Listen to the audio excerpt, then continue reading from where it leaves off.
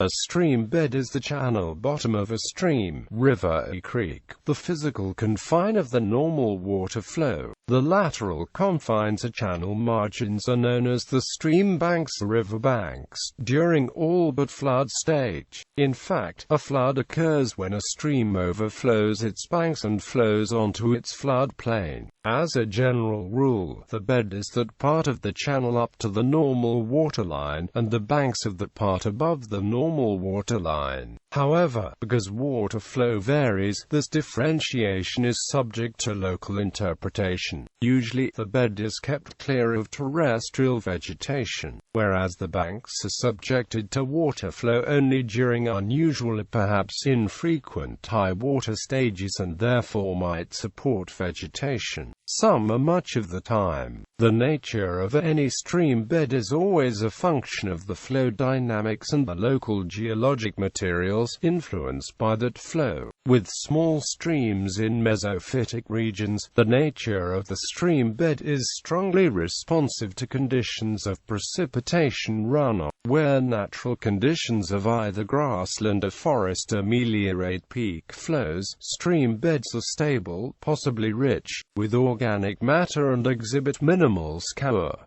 These streams support a rich biota, where conditions produce unnatural levels of runoff, such as occurs below roads. The stream beds will exhibit a greater amount of scour, often down to bedrock, and banks may be undercut. This process greatly increases watershed erosion and results in thinner soils upslope from the stream bed. As the channel adjusts to the increase in flow, beds are usually what would be left once a stream is no longer in existence. The beds are usually well preserved even if they get buried, because the walls and canyons made by the stream usually have hard walls. Usually soft sand and debris fill the bed. Dry stream beds are also subject to becoming underground water pockets and flooding by heavy rains and water rising from the ground, and may sometimes be part of the rejuvenation of the stream.